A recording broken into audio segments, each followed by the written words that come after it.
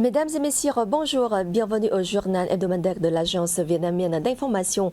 Voici les événements qui ont fait la une de l'actualité du 6 au 12 juin 2022. Le secrétaire général du Parti communiste du Vietnam, Nguyễn Phú Trọng, s'est entretenu en ligne le 8 juin avec le président sud-coréen Yoon Suk-yeol.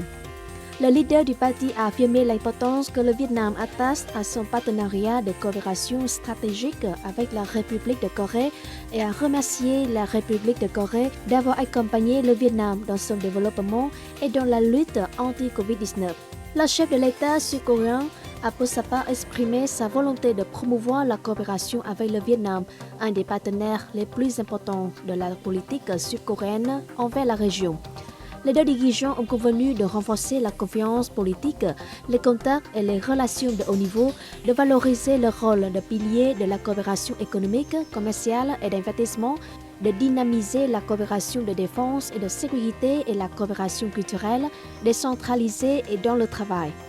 Ils se sont dit prêts à réserver le meilleur accueil aux ressortissants et aux entreprises de l'autre et à se coordonner activement dans les forums, les mécanismes multilatéraux, régionaux et internationaux.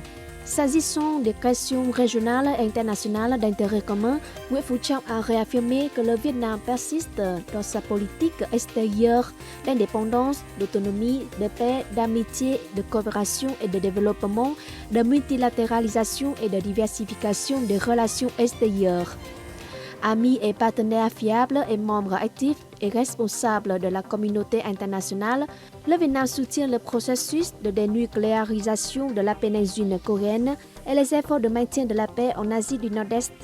Concernant le dossier de la mer orientale, les deux parties ont convenu de la nécessité de préserver la paix, la stabilité, la coopération, le développement et le respect des libertés de navigation et de survol, les droits et les intérêts légitimes des États conformément au droit international, dont la Convention des Nations Unies sur le droit de la mer de 1982.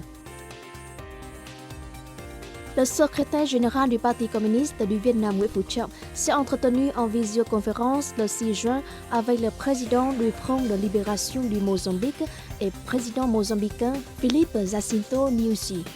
Il a déclaré que le Vietnam souhaite approfondir ses relations avec les pays africains, dont le Mozambique, appréciant le rôle et la contribution du Mozambique au développement en Afrique. Il a salué la candidature du pays au poste de membre non permanent du Conseil de sécurité des Nations Unies pour le mandat 2023-2024. Le dirigeant mozambicain a pour sa part affirmé que le Vietnam est une priorité dans la politique étrangère du Mozambique. Les deux parties ont convenu que le Vietnam et le Mozambique devraient optimiser leurs forces pour se soutenir mutuellement, resserrer et approfondir leurs relations bilatérales. Les deux dirigeants ont exprimé leur volonté de renforcer la coopération entre les deux parties, d'intensifier les rencontres et les échanges par les canaux du parti, du gouvernement et de l'Assemblée nationale. Le Vietnam et le Mozambique devront promouvoir leurs potentialités et leurs avantages pour impulser leur coopération dans la politique, la diplomatie, l'éducation, la formation, le tourisme, la culture et les échanges populaires, tout en renforçant leur coordination dans les forums multilatéraux régionaux et internationaux dans l'intérêt de leur peuple et pour la paix, la stabilité et la prospérité. Le président de la République, Nguyễn Xuân Phúc, a reçu le 8 juin le ministre indien de la Défense, Rajnath Singh, en visite officielle au Vietnam. Le chef de l'État s'est réjoui de la coopération substantielle et efficace entre les deux pays en matière de défense et a remercié l'Inde d'avoir aidé le Vietnam à renforcer ses capacités de défense. Il a affirmé que le Vietnam soutient la politique agir vers l'Est du gouvernement indien et le renforcement du partenariat stratégique Inde-ASEAN. Il a exhorté les deux ministères de la Défense à se soutenir mutuellement et à s'impliquer activement dans les activités multilatérales organisées par les deux pays, notamment celles dans le cadre de la conférence des ministres de la Défense de l'ASEAN Plus et entre l'ASEAN et l'Inde. Pour sa part, le ministre Ratnasai a souligné que la coopération de défense est un domaine très important de la politique agir vers l'Est de l'Inde, souhaitant renforcer davantage la coopération avec le Vietnam sur cette question. Il a informé des résultats de son entretien avec son homologue vietnamien Phan Van Giang, notamment la signature de la déclaration de vision commune sur le partenariat de défense Vietnam-Inde à l'horizon 2030 et du protocole d'accord sur le soutien logistique entre les deux ministères de la Défense. Le même jour, en recevant le ministre indien de la Défense, le Premier ministre Phạm Minh Chính a déclaré que le Vietnam souhaite promouvoir l'amitié et le partenariat stratégique intégral avec l'Inde. Il a déclaré que le Vietnam espère que l'Inde, en tant que grande puissance de la région, prendra des initiatives concrètes pour promouvoir la solidarité et le rôle central de l'ASEAN dans la structure de sécurité régionale, ainsi que la mise en œuvre efficace de la Convention des Nations Unies sur le droit de la mer de 1982. Le ministre indien s'est dit en accord avec les propositions du Premier ministre vietnamien. Il a aussi exprimé son soutien à la mise en œuvre efficace de la Convention des Nations Unies sur le droit de la mer de 1982. La séance d'interpellation à l'Assemblée nationale, qui a lieu dans le cadre de la 3e session de la 15e législature, a pris fin le 9 juin après 2 jours et demi, axée sur l'agriculture et le développement rural, les finances, la banque et les transports. Intervenu en fin de la séance, le vice-premier ministre permanent Phạm Bình Minh a répondu à plusieurs questions. À propos de la mise en œuvre du programme de relance et de développement socio-économique, Phạm Bình Minh a rappelé que le gouvernement avait promulgué 6 décrets pour mettre en œuvre des politiques d'exonération, de réduction et d'allongement du délai de paiement des impôts ou des loyers fonciers, ainsi que des politiques de prêts à taux préférentiels. Le Premier ministre a également publié 3 arrêts pour aider les salariés à payer le loyer et pour octroyer des crédits à taux préférentiels aux élèves, aux étudiants et aux écoles maternelles et primaires non publiques. Fin mai 2022, environ 33,5 000 milliards de dons ont été décaissés, soit 35% de la totalité de ce qui est prévu. S'agissant des capitaux d'investissement public, entre janvier et mai, le taux de décaissement des capitaux d'investissement public a atteint 22% du plan établi. Phạm Bình Minh a également expliqué plus en détail les travaux d'adaptation au changement climatique dans le delta du Mekong, le décaissement des aides publiques au développement et la mise en œuvre de la stratégie de développement des zones économiques maritimes du Vietnam.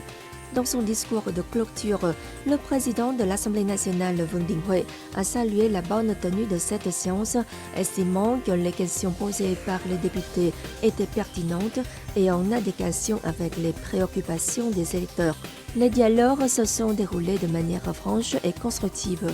Les ministres ont répondu sans détour aux questions soulevées par les députés. Les vice-premiers ministres et certains responsables d'autres secteurs ont participé activement à cette séance pour clarifier de nombreuses questions qui préoccupent les députés.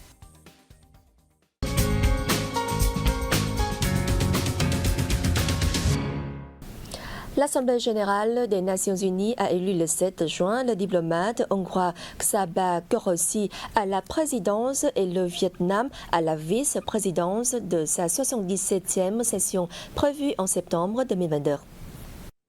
Le Vietnam a été élu parmi les 16 vice-présidents de la 77e session du principal organe des libéraux et décisionnels des Nations unies. Le processus d'élection s'est déroulé par acclamation et a été remporté par 3 groupes régionaux. Dans le groupe Asie-Pacifique, outre le Vietnam, la Malaisie, le Népal, le Tadjikistan et le Turkménistan ont rapporté le vote. Dans le groupe d'Afrique, on trouve les délégués du Bénin, du Burundi, du Kenya, de la Mauritanie, du Niger et du Zimbabwe. Dans le groupe d'Amérique latine et des Caraïbes, le Chili, le Salvador et la Jamaïque ont été plébiscités. Entre janvier et mai, les exportations vietnamiennes de café ont augmenté tant en volume qu'en valeur par rapport à l'an dernier. Cette tendance devrait se poursuivre compte tenu de la montée des prix mondiaux du café dans les temps à venir. Selon l'agence du commerce extérieur du ministère de l'Industrie et du Commerce, les prix mondiaux du café devraient poursuivre leur tendance à la hausse dans les temps à venir, offrant une bonne opportunité aux exportateurs de café, ceux du Vietnam en particulier. Entre janvier et mai, les exportations vietnamiennes de café ont augmenté tant en volume qu'en valeur par rapport à 2021, atteignant 889 000 tonnes pour une valeur de plus de 2 milliards de dollars, soit un bond respectif de 24,2% et de 54% sur un an.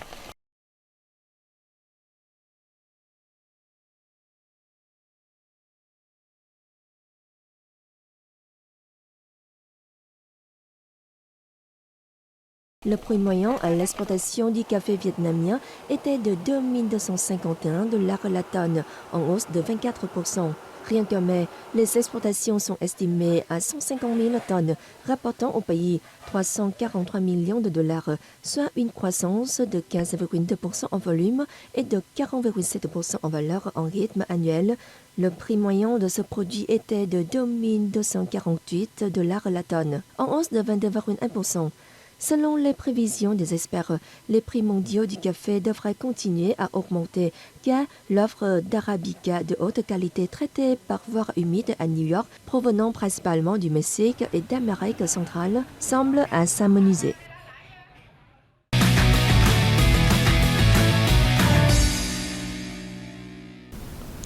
L'Association des artistes photographes du Vietnam a tenu le 7 juin à Hanoï la cérémonie de remise des prix du 11e concours international de photos d'art du Vietnam 2021 et inauguré son exposition. L'Association des artistes photographes du Vietnam a tenu le 7 juin à Hanoï la cérémonie de remise des prix du 11e concours international de photos d'art du Vietnam 2021 et inauguré son exposition. Le président de la République Nguyễn Xuân Phúc a remis des cadeaux à l'Association des artistes photographes du Vietnam, aux jurys et aux photographes primés.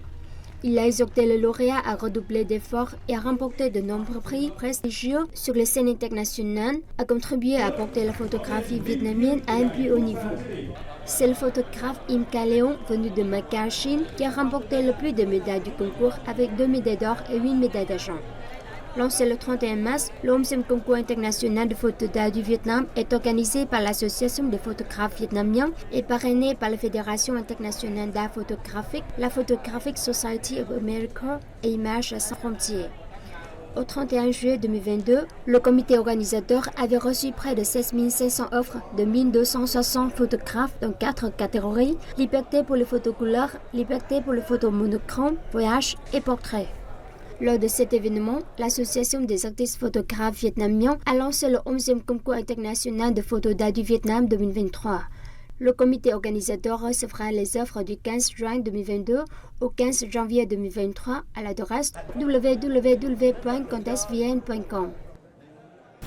Le nombre total de touristes étrangers venus au Vietnam en mai dernier a augmenté de 70,6% par rapport au mois précédent et de 12,8 fois de plus que celui enregistré sur la même période de 2021, selon l'administration nationale du tourisme du Vietnam. Bien que ces chiffres soient mitigés par rapport à l'avant Covid-19, il s'agit d'un signe optimiste pour le secteur touristique vietnamien qui n'a rouvert complètement ses portes aux visiteurs étrangers qu'au mois de mars. À l'occasion du 31e Jeux d'Asie du Sud-Est qui se sont déroulés au mois de mai, le Vietnam a attiré un grand nombre de supporters et de touristes de la région. Les États-Unis et l'Union européenne sont de principaux marchés du Vietnam au cours des 5 premiers mois de 2022. En 2021, le Vietnam a grimpé 8 marches par rapport à 2019 pour se positionner au 52e rang dans le classement de l'indice de compétitivité du tourisme et du voyage, selon le dernier rapport du Forum économique mondial. Le Vietnam a été sélectionné dans 10 catégories des prestigieux World Travel Awards pour l'Asie 2022, a annoncé le 6 juin l'administration nationale du tourisme du Vietnam. Le pays est nominé dans les catégories Première destination de l'Asie, Première destination de tourisme durable de l'Asie, Première destination patrimoniale de l'Asie, Première destination culturelle de l'Asie, Première destination naturelle de l'Asie, Première destination de voyage pour les jeunes de l'Asie et Première destination de plage de l'Asie. L'administration nationale du tourisme du Vietnam est en liste dans la catégorie Première destination de tourisme durable de l'Asie. La capitale Hanoi est en liste dans la catégorie Première destination de vacances en ville de l'Asie et Première destination culturelle de l'Asie. Pour participer au vote, il suffit de vous connecter sur le site web de World Travel Awards à l'adresse www.worldtravelawards.com. Le vote se terminera le 31 août. Les World Travel Awards ont été créés en 1993 pour reconnaître l'excellence dans l'industrie du voyage et du tourisme. En 2021, le Vietnam a été élu première destination de l'Asie et première destination de tourisme durable de l'Asie et l'administration nationale du tourisme du Vietnam, premier office du tourisme de l'Asie 2021.